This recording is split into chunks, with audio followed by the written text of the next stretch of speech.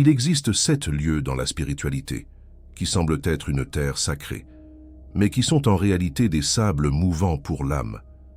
La plupart des chercheurs de vérité ne les reconnaissent jamais, car ces lieux portent le masque de l'éveil. Ils semblent spirituels, ils ont l'air spirituels, mais ce sont des pièges, conçus par l'ego, pour vous maintenir endormi, tout en vous faisant croire que vous êtes déjà éveillé.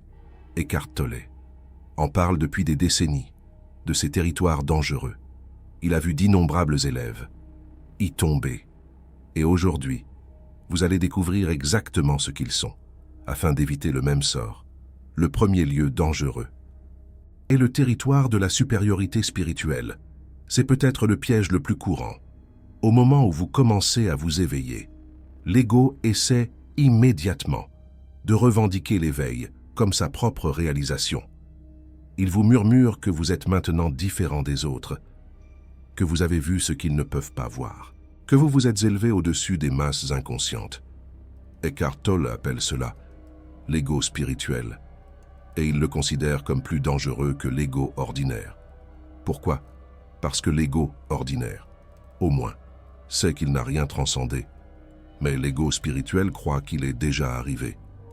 Quand vous vous surprenez à regarder les autres avec pitié, parce qu'ils ne sont pas aussi éveillés que vous, vous êtes entré dans ce lieu dangereux. Quand vous ressentez un subtil sentiment de supériorité, parce que vous méditez, parce que vous lisez des livres spirituels, parce que vous avez eu des expériences mystiques, vous êtes tombé dans le piège. L'ego spirituel aime comparer. Il tient un tableau de bord secret. Il mesure l'éveil comme s'il s'agissait d'une compétition. Mais le véritable éveil n'a pas de hiérarchie. Au moment où vous croyez être plus éveillé que quelqu'un d'autre, vous avez prouvé que vous êtes encore complètement endormi. Eckhart Tolle nous rappelle souvent que la personne véritablement éveillée ne se promène pas en se sentant éveillée. Elle est simplement présente. Il n'y a pas d'image de soi à maintenir, pas d'identité spirituelle à protéger, pas de couronne invisible à porter. Il y avait une élève qui a assisté aux retraites d'Eckhart Tolle pendant des années. Elle connaissait tous les concepts. Elle pouvait reconnaître l'ego chez tous ceux qui l'entouraient. Lors des conversations à dîner, elle observait discrètement les autres et notait à quel point ils étaient inconscients. Elle ressentait de la compassion pour eux. Du moins, c'est ce qu'elle croyait. Un jour, lors d'une séance de questions, elle a levé la main, avec une observation particulièrement perspicace sur la nature de la conscience. Eckhart Tolle a écouté calmement, puis lui a posé une question simple. Il lui a demandé pourquoi elle avait besoin de partager cette observation. Elle était confuse. N'était-ce pas utile aux autres? Il a souri doucement et a souligné que le besoin de démontrer sa compréhension était lui-même l'ego, cherchant la reconnaissance. L'ego spirituel utilisait ses véritables intuitions comme une monnaie d'échange pour acheter un sentiment d'importance. Elle a été dévastée au début, mais cette dévastation a été le début de son véritable éveil. Elle a dû voir que même ses moments les plus spirituels pouvaient être détournés par la chose même qu'elle pensait avoir transcendée. C'est la nature du premier lieu dangereux. Il peut prendre vos expériences spirituelles les plus authentiques et les transformer en carburant pour l'ego. Il peut transformer vos véritables intuitions en armes de comparaison. Le seul antidote est une vigilance constante et l'humilité de reconnaître que l'éveil n'est jamais complet, tant que vous croyez l'avoir atteint. Le deuxième lieu dangereux est le territoire du court-circuit spirituel. Ce territoire ressemble à la paix, mais c'est en réalité de l'évitement. Il ressemble à l'acceptation, mais c'est en réalité du déni. Il ressemble à la transcendance, mais c'est en réalité de la suppression. Le court-circuit spirituel se produit lorsque vous utilisez des concepts spirituels pour éviter de faire face à des émotions difficiles, à des problèmes psychologiques non résolus ou à des situations de vie difficiles. Vous prétendez que tout va bien parce que vous avez un état d'esprit positif. Vous refusez de reconnaître votre colère parce que la colère n'est pas spirituelle. Vous rejetez votre douleur parce que vous devriez être au-delà de telles choses. Eckhart Tolle a parlé directement de ce piège. Il explique que la conscience n'est jamais de l'évitement. Dans la véritable conscience, vous vous permettez de ressentir tout ce que vous ressentez. Vous ne réprimez rien. Vous ne faites pas semblant. Grâce à une véritable transcendance, vous dépassez ce qui n'est pas résolu. Mais vous ne le court-circuitez pas. Vous le traversez. Pas autour. Quand quelqu'un vous blesse, et que vous dites immédiatement que tout est amour et lumière, vous êtes entré dans ce lieu dangereux. Quand vous refusez de ressentir le deuil, parce que la mort n'est qu'une transition, vous êtes tombé dans le piège. Quand vous ignorez votre traumatisme, parce que le passé n'existe pas, vous avez confondu des concepts spirituels avec une véritable guérison. Le chemin à travers la douleur est le seul chemin au-delà de la douleur. Il n'y a pas de raccourci. Le court-circuit spirituel ramène toujours au début, parce que vous n'avez jamais réellement parcouru le chemin. Vous avez juste prétendu que vous étiez déjà à destination. Eckhart Tolle a décrit des cas de personnes qui ont découvert la spiritualité après des expériences traumatisantes. Elles ont trouvé un soulagement temporaire dans des concepts comme « tout arrive pour une raison » ou « l'univers a un plan ». Mais ce soulagement n'était pas une guérison. C'était un engourdissement, habillé de vêtements spirituels.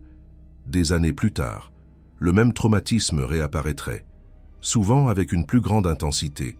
La douleur non traitée avait grandi dans l'obscurité, tandis que l'esprit conscient prétendait qu'elle n'existait plus. Le court-circuit spirituel n'avait pas résolu le problème. Il avait simplement retardé l'inévitable règlement de compte. La véritable pratique spirituelle inclut le courage de faire face à ce que nous préférerions éviter. Elle inclut la volonté de rester assis avec l'inconfort, sans chercher une explication ou un enseignement pour le faire disparaître. La présence signifie être présent à tout, pas seulement aux expériences agréables. Quand Eckhart Tolle parle d'accepter ce qui est, il ne veut pas dire faire semblant d'aller bien avec la souffrance. Il veut dire reconnaître la réalité du moment présent, y compris la réalité de la douleur, quand elle survient. L'acceptation n'est pas une astuce spirituelle pour se sentir mieux. C'est la fondation, à partir de laquelle une véritable guérison devient possible. Le troisième lieu dangereux est le territoire de la spiritualité conceptuelle. C'est là que la connaissance remplace l'expérience. C'est là que parler d'éveil remplace l'éveil réel. C'est là que comprendre le doigt qui pointe vers la lune est confondu avec le fait de voir la lune elle-même. Vous pouvez lire tous les livres spirituels jamais écrits. Vous pouvez mémoriser tous les enseignements. Vous pouvez citer Eckhart Tolle, Bouddha, et tous les maîtres qui aient jamais vécu, et être encore complètement endormi. L'ego aime la connaissance spirituelle, parce que la connaissance peut être accumulée, elle peut être mesurée, elle peut être utilisée pour impressionner les autres. Mais la présence ne peut pas être accumulée, l'immobilité ne peut pas être mémorisée, l'éveil ne peut pas être compris avec l'esprit. Eckhart Tolle souligne à plusieurs reprises que ces mots sont des pointeurs, pas la vérité elle-même. La vérité est ce qui se passe lorsque vous devenez suffisamment immobile pour aller au-delà des mots. Si vous collectez ces enseignements comme des trophées, sans jamais entrer dans le silence vers lequel ils pointent, vous êtes entré dans ce lieu dangereux. Vous reconnaîtrez ce territoire, à la fréquence à laquelle vous parlez de spiritualité, par rapport à la fréquence à laquelle vous la pratiquez réellement. Vous le remarquerez quand vos étagères seront pleines de livres, mais que votre coussin de méditation sera couvert de poussière. Vous le ressentirez quand vous préférerez discuter de conscience, plutôt que d'être réellement conscient. Il y a un danger particulier, à l'ère de l'information. Jamais auparavant les enseignements spirituels n'ont été aussi accessibles. Vous pouvez accéder à des milliers d'heures de sagesse, de n'importe quelle tradition, en quelques clics. Vous pouvez devenir un expert en vocabulaire spirituel, sans jamais avoir un moment de silence authentique.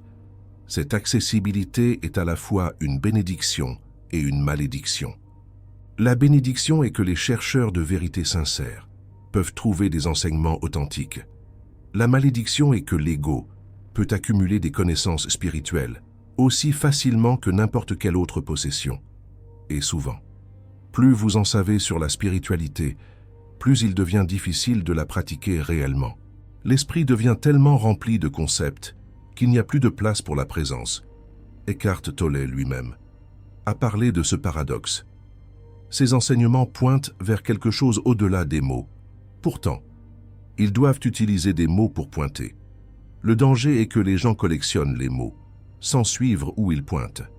Ils deviennent des connaisseurs de concepts spirituels, capables de discuter des subtilités de la non-dualité ou de comparer différentes traditions de méditation. Mais la discussion n'est pas l'éveil. La comparaison n'est pas la présence. L'antidote à la spiritualité conceptuelle est simple, mais difficile. Arrêtez-vous. Soyez silencieux. Faites l'expérience de cet instant, sans l'étiqueter. N'essayez pas de comprendre ce qui se passe. Contentez-vous d'être avec.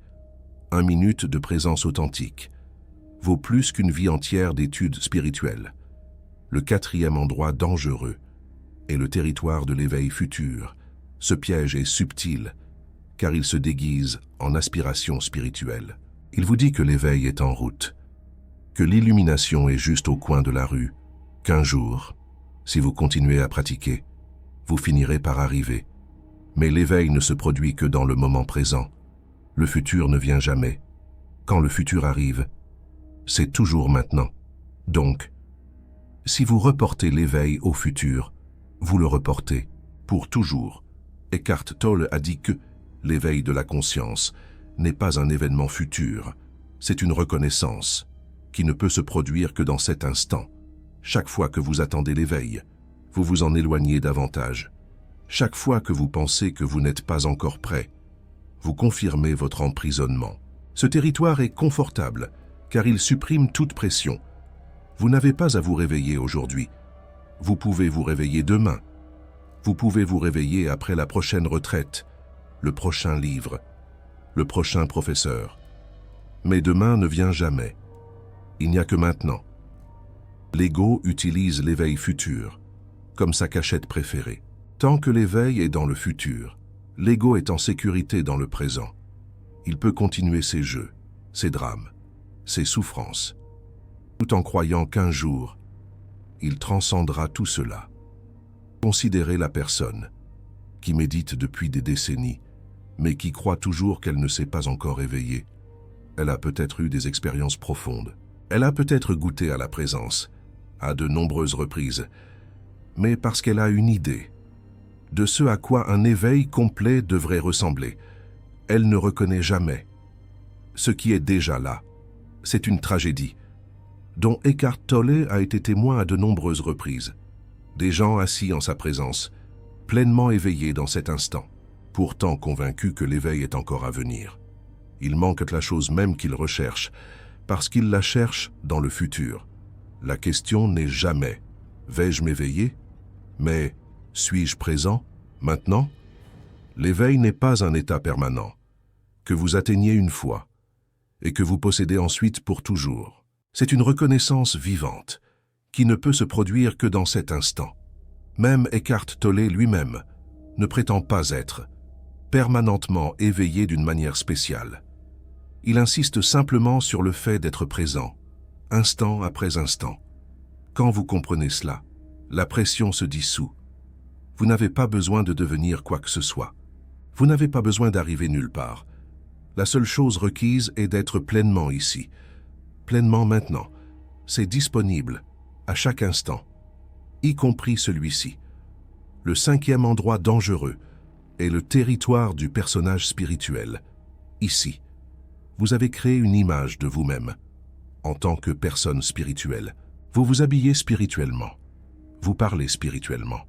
Vous cultivez une attitude calme, une voix douce, un sourire entendu. Mais sous le costume, le même ego reste inchangé. Ce n'est pas une transformation, c'est du théâtre. Eckhart Tolle a observé que l'ego peut se retirer dans n'importe quel coin de votre vie et y élire domicile. Il peut adopter n'importe quelle identité, y compris l'identité d'un chercheur spirituel. Il peut porter n'importe quel masque, y compris le masque de l'éveil. quand la spiritualité devient votre identité. Vous avez créé une autre prison. Maintenant, vous ne pouvez pas être en colère, parce que la colère n'est pas spirituelle. Vous ne pouvez pas être confus, parce que vous êtes censé être sage. Vous ne pouvez pas admettre que vous luttez, parce que cela endommagerait votre image spirituelle. Le personnage spirituel nécessite un entretien constant. Vous devez jouer à être éveillé, plutôt qu'à être réellement éveillé. Vous vous épuisez à protéger une image, au lieu de la dissoudre. Le véritable éveil ne se soucie pas de votre apparence. Il ne s'intéresse pas aux performances spirituelles. Il ne pose qu'une seule question. Êtes-vous présent, dans cet instant? Ou êtes-vous perdu dans une histoire? Sur qui vous devriez être? Le personnage spirituel est particulièrement insidieux, car il peut sembler si authentique, après des années de pratique. Vous avez peut-être réellement développé plus de patience, plus de compassion, plus d'équanimité, mais l'ego s'attribue le mérite de ces développements. Il construit une identité autour d'eux, et cette identité devient une autre prison. Vous pouvez repérer le personnage spirituel en observant ce qui se passe quand cette identité est menacée, quand quelqu'un remet en question votre spiritualité, quand vous ne parvenez pas à être à la hauteur de votre propre image spirituelle, quand vous réagissez d'une manière qui contredit votre supposé éveil. L'intensité de votre réaction révèle la force de votre attachement au personnage. Une personne véritablement éveillée n'a rien à protéger, aucune image à maintenir. Elle peut être en colère, sans se perdre dans la colère. Elle peut être confuse, sans que cela ne menace son sens de soi. Elle peut échouer à la spiritualité, parce qu'elle n'a jamais essayé d'y réussir. En premier lieu, c'est la liberté vers laquelle Eckhart Tolle pointe. Non pas la liberté d'avoir atteint une identité spirituelle, mais la liberté de ne pas avoir besoin de la moindre identité. Non pas devenir quelqu'un de spécial, mais reconnaître que vous n'avez jamais été le quelqu'un que vous pensiez être. Le 6e endroit dangereux est le territoire de l'addiction à la recherche spirituelle. C'est là que la recherche elle-même devient le problème. Vous êtes devenu accro à la recherche. Vous ne cherchez plus réellement des réponses. Vous cherchez de meilleures questions. Vous ne voulez pas arriver, parce qu'alors, le voyage prendrait fin. L'identité du chercheur se nourrit d'incomplétude. Elle a besoin de sentir qu'il manque quelque chose. Elle a besoin du prochain atelier, du prochain maître, de la prochaine expérience. Sans quelque chose à chercher, elle n'aurait rien à faire. Elle devrait faire face à la possibilité terrifiante que ce qu'elle cherche soit là, depuis le début. Eckhart Tolle souligne que la plupart des chercheurs de vérité ne veulent pas vraiment trouver ce qu'ils cherchent. Trouver signifierait la fin de la quête, et ils ont bâti toute leur identité autour du fait d'être un chercheur. Vous reconnaîtrez ce territoire à la vitesse à laquelle vous passez d'un enseignement à l'autre, à l'agitation que vous ressentez lorsqu'il n'y a rien de nouveau à apprendre, à l'inconfort qui vous envahit lorsque quelqu'un suggère que vous êtes peut-être déjà complet. Le remède à l'addiction à la quête n'est pas plus de quête, c'est la volonté de s'arrêter, d'être immobile, de reconnaître que ce que vous cherchez n'a jamais été ailleurs. Cela a toujours été exactement là où vous êtes. Eckhart Tolle raconte comment certaines personnes viennent à ces retraites année après année, toujours à la recherche de la prochaine révélation. Elles ont déjà eu beaucoup de révélations, mais au lieu d'intégrer ce qu'elles ont reçu, elles commencent immédiatement à chercher la prochaine expérience. La quête est devenue un mode de vie, un but, une identité. Lorsque vous suggérez à une telle personne qu'elle a peut-être déjà tout ce dont elle a besoin, elle se sent menacée. La suggestion est perçue comme une attaque contre son existence même. Sans la quête, qui serait-elle? Sans but, que ferait-elle? Le chercheur ne peut pas imaginer simplement être, mais simplement être. C'est exactement ce qu'enseigne Eckhart Tolle. Pas devenir, pas accomplir, pas chercher. Juste ceci, juste ici, juste maintenant. La fin de la quête n'est pas la fin de la vie. C'est le début d'une vie qui n'est plus motivée par le manque, qui n'est plus hantée par l'incomplétude, qui ne court plus vers une destination imaginaire. Le 7e lieu dangereux est le territoire de l'expérience spéciale. C'est là que vous vous attachez aux expériences paroxystiques. Vous avez vécu des moments de paix profonde, de connexion cosmique, de dissolution de l'ego. Et maintenant, vous passez votre vie à essayer de les recréer.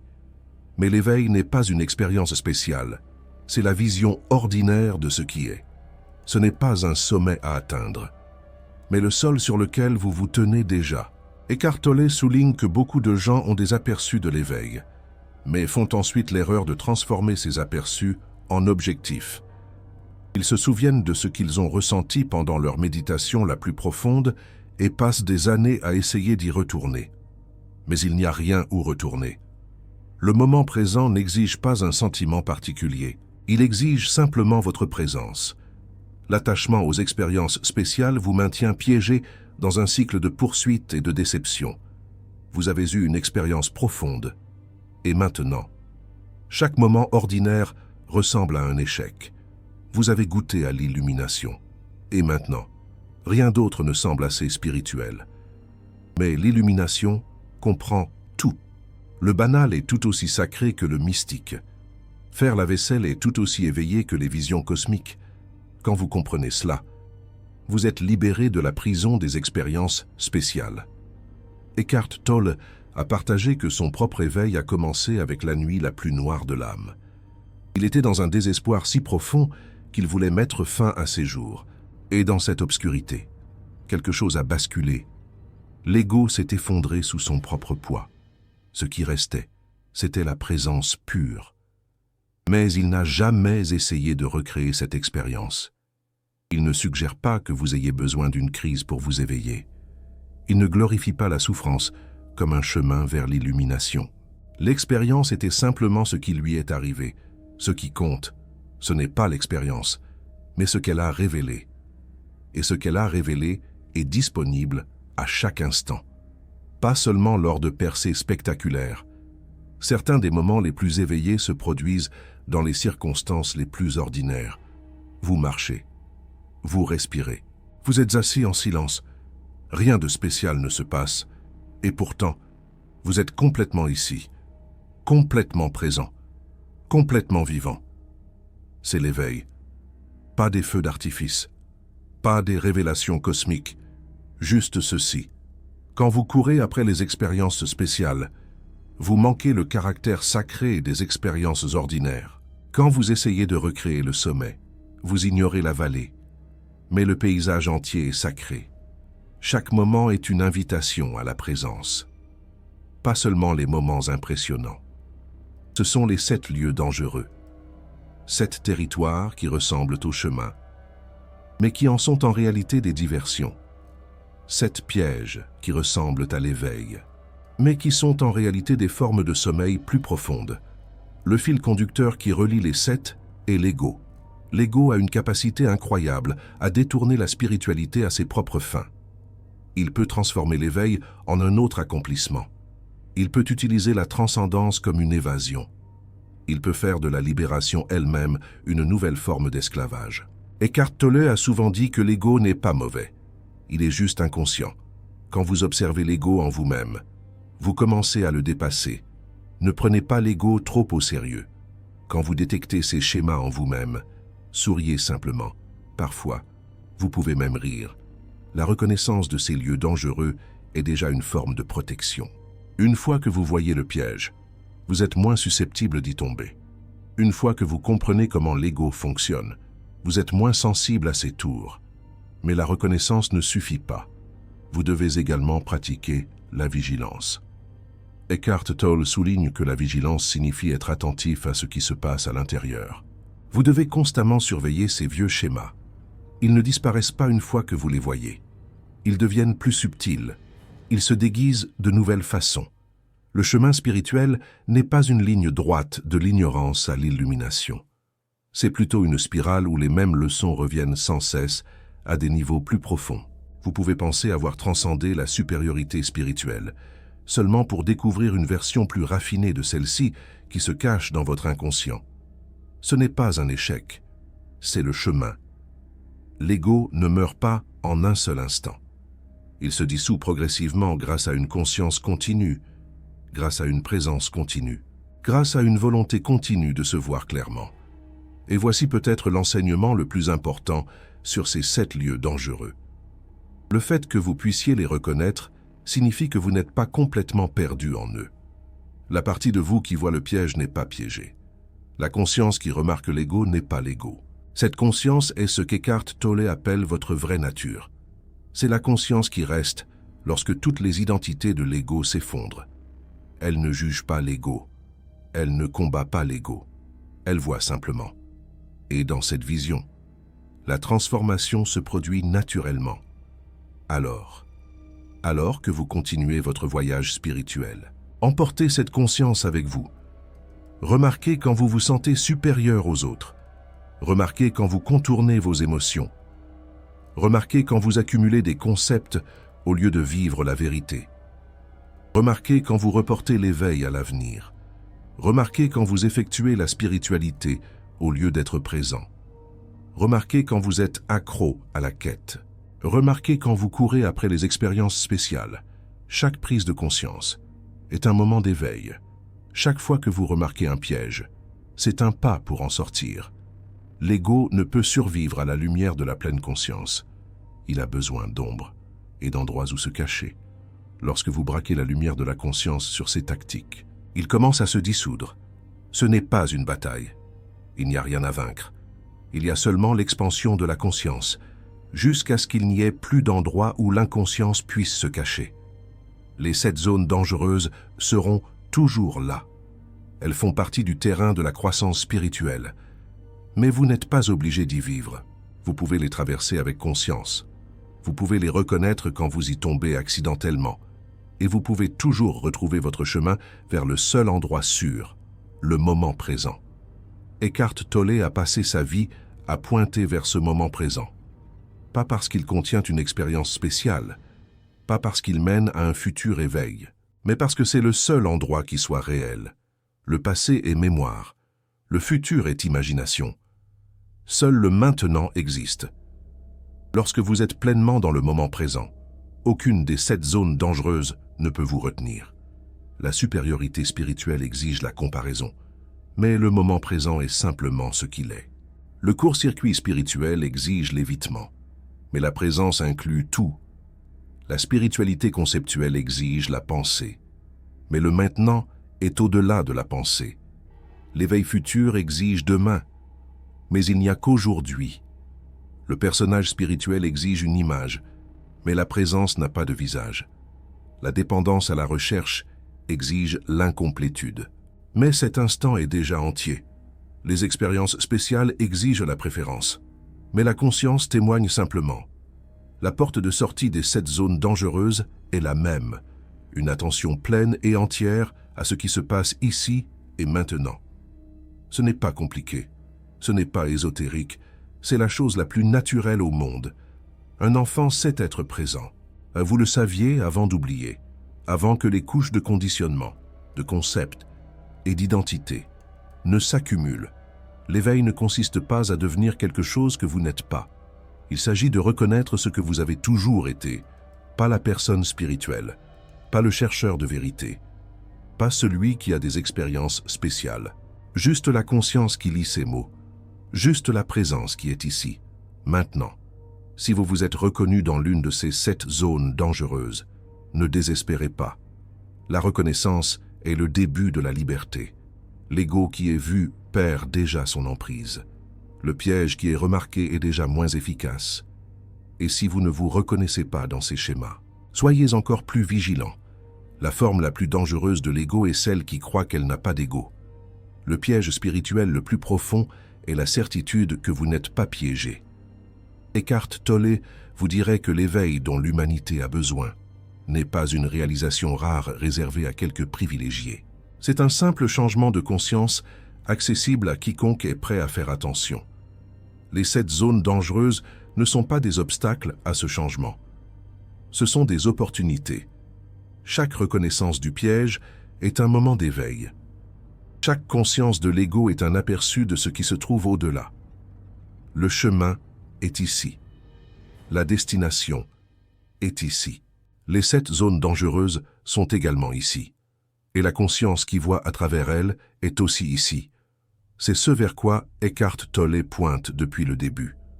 Pas un enseignement à croire, pas une philosophie à adopter, mais une simple invitation à être présent, à être ici, à être maintenant.